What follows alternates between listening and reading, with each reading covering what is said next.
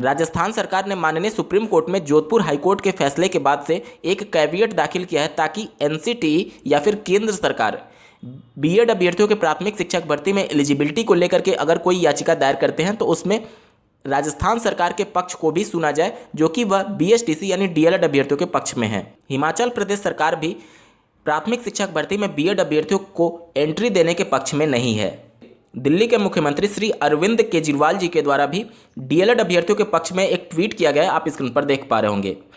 यहाँ पर आप देख सकते हैं एक ट्वीट को रीट्वीट उनके द्वारा किया गया है। इसमें एक ईटीटी अभ्यर्थी जो डीएलएड के लिए पात्र हैं उनके द्वारा एनसीटी के 28 जून 2018 के नोटिफिकेशन को रद्द किए जाने के संदर्भ में धरना प्रदर्शन किया जा रहा था। इसमें इसको चोट आई है, इसी को ट्वीट किया गया है अरविंद केजरीवाल जी के द्वारा, जो कि एनसीटी के उस नोटिफिकेशन को रद्द कराने की कोशिश कर रहे हैं। यहाँ पर मैं बता दूं कि दिल्ली सरकार के द्वारा भी जो DSSB के माध्यम से प्राथमिक शिक्षक भर्ती की जाती है उसमें बीएड अभ्यर्थियों को प्राथमिक शिक्षक भर्ती में पात्र नहीं माना जाता है। अभी तक जो भी वीडियो में आपने देखा, इसको बताने का मेरा मकसद आपको सिर्फ इतना समझाना था कि अभी तक जो बीएड और डीएलएड के अभ्यर्थी आपस में लड़ रहे थे या फिर एनसीटी के गजट को चैलेंज कर रहे थे, अब ये मामला अभ्यर्थी और एनसीटी से उठ करके राज्य सरकार और केंद्र सरकार के बीच टकराव का मामला हो गया है। आपने इसका एक ट्रेलर माननीय जोधपुर हाईकोर्ट में देखा, जब राजस्थान यानी राज्य सरकार और केंद्र सरकार आमने सामने लड़ाई कर रही थी और जीत राजस्थान सरकार की हुई है।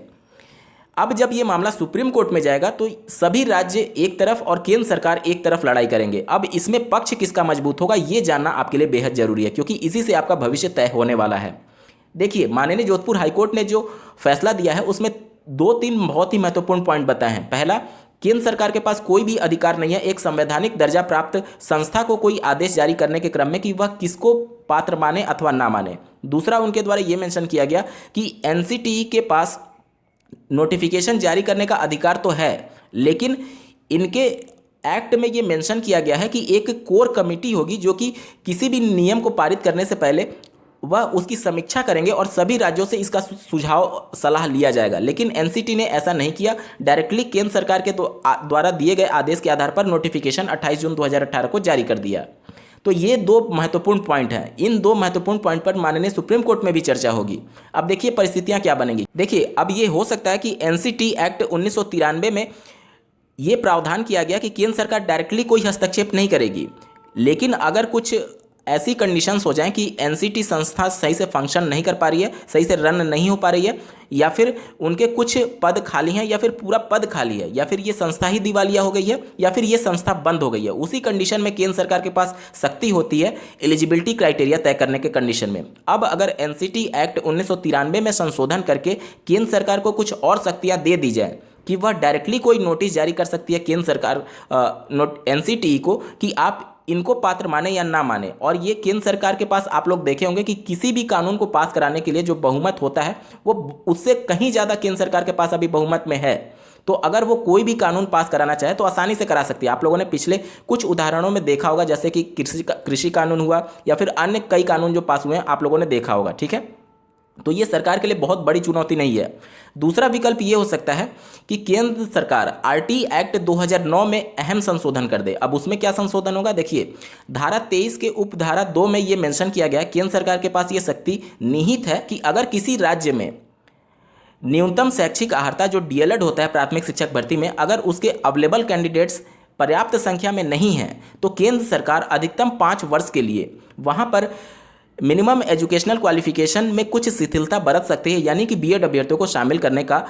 राज्य सरकार को आदेश जारी कर सकती है। लेकिन ये किसी एक पर्टिकुलर राज्य के लिए ही केंद्र सरकार का आदेश होगा, ये पूरे देश भर के राज्य उसको मानने के लिए बाध्य नहीं होंगे, क्योंकि सभी राज्य के लिए परिस्थितियां अलग अलग हैं। अब अगर केंद्र सरकार आरटी एक्ट 2009 के धारा 23 के उपधारा 2 में ये संशोधन कर दे, एक कानून संशोधन के तहत, कि अब सभी राज्य केंद्र सरकार के उस फैसले को मानने के लिए बाध्य होंगे, क्योंकि शिक्षा समवर्ती सूची में है। केंद्र सरकार को भी उतना ही हक है जितना राज्य सरकार को हक है शिक्षा में कानून बनाने के संदर्भ में। आरटी एक्ट 2009 जो है वो केंद्र सरकार के द्वारा ही बनाया गया था, तो उसमें वो संशोधन करने का अधिकार भी रखती है और उसके पास पूर्ण बहुमत भी है, वो जिस प्रकार से चाहे कानून में संशोधन कर सकती है। तो अगर केंद्र सरकार मन बना ले कि हर हाल में किसी भी प्रकार से बीएड अभ्यर्थियों को प्राथमिक शिक्षक भर्ती में शामिल कराना है, तो उसके पास यही 2 रास्ते हैं। पहला, आरटी एक्ट 2009 में संशोधन करके और दूसरा एनसीटीई एक्ट 1993 में संशोधन करके कि एनसीटी को केंद्र सरकार के पास पूरा अधिकार होगा किसी भी नोटिफिकेशन को जारी करने के संदर्भ में। भले ही एनसीटी नोटिफिकेशन जारी करता हो, लेकिन कुछ समय से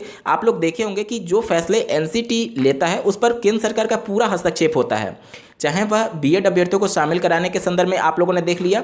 या फिर जब टीईटी के सर्टिफिकेट को लाइफ टाइम वैलिड करने के संदर्भ में आपने देखा था कि केंद्रीय शिक्षा मंत्री पहले ये मीडिया में स्टेटमेंट दे देते हैं, उसके बाद एनसीटी अपना नोटिफिकेशन जारी करती है। और इसी को लेकर के माननीय जोधपुर हाईकोर्ट ने आपत्ति दर्ज कराई थी कि आपके पास वो अधिकार ही नहीं है कि आप एनसीटी को कुछ निर्देशित कर पाए, क्योंकि एनसीटी एक्ट 1993 की धारा 29 आपको ये अधिकार नहीं देती है और इसी धारा को वो संशोधित करने की पूरी कोशिश करेंगे ताकि बीएड अभ्यर्थी प्राथमिक शिक्षक भर्ती में पात्र रहें। इसके बाद से तीसरा ऑप्शन ये हो सकता है कि जो संस्था एनसीटी है उसके पास पूरा अधिकार है किसी भी एलिजिबिलिटी को चेंज करने या फिर कानून बनाने के संदर्भ में, लेकिन वो बाध्य है कि इसके लिए एक कोर कमेटी का गठन होगा जिसमें इस प्रपोजल को रखा जाएगा। उसके बाद से सभी राज्यों से सुझाव मांगे जाएंगे, सभी राज्यों के द्वारा मेजॉरिटी पर उस पर वोट करने के बाद ही एनसीटी उस कानून को पारित कर सकती है या फिर उसको नोटिफिकेशन के रूप में जारी कर सकती है। अब अगर बीएड अभ्यर्थियों को प्राथमिक शिक्षक भर्ती में शामिल करने के लिए कमेटी के पास ये प्रपोजल एनसीटी ने रखा, उसके बाद से अगर मान लीजिए वहाँ से पास हो गया केंद्र सरकार के दबाव की वजह से, लेकिन जब सभी राज्यों से सुझाव मांगेंगे तो जो राज्य अभी अपोज कर रहे हैं, जिसमें पंजाब हो गया, आपका हिमाचल प्रदेश हो गया, राजस्थान हो गया, उत्तराखंड हो गया, बिहार हो गया, तो ये ऐसे राज्य हैं जो उसका पूरी तरीके से अपोज करेंगे। और इसके अलावा भी बहुत से राज्य हैं जहां पर बीएड अभ्यर्थियों को प्राथमिक शिक्षक भर्ती में शामिल नहीं किया जा रहा है, तो ये सभी राज्य उसका अपोज करेंगे और एनसीटी फिर से बाध्य होगी कि उस नोटिफिकेशन को वो पारित नहीं करा पाएगी अगर कानून के तहत वो इस मामले को देखेंगे। तो कुल मिलाकर के अब एनसीटी के पास चाहकर भी वो शक्तियां नहीं रहेंगी, लेकिन केंद्र सरकार के पास वो शक्तियां हैं कि अगर कानून में ही संशोधन कर दे आरटी एक्ट 2009 में या फिर एनसीटीई एक्ट 1993 में, तब वह बीएड अभ्यर्थियों को प्राथमिक शिक्षक भर्ती में हमेशा के लिए पात्र कर सकती है। उम्मीद करता हूं आप सभी का डाउट क्लियर हुए होंगे। इस वीडियो को देखने के लिए आपका बहुत बहुत धन्यवाद। भगवान करे आपका दिन शुभ हो।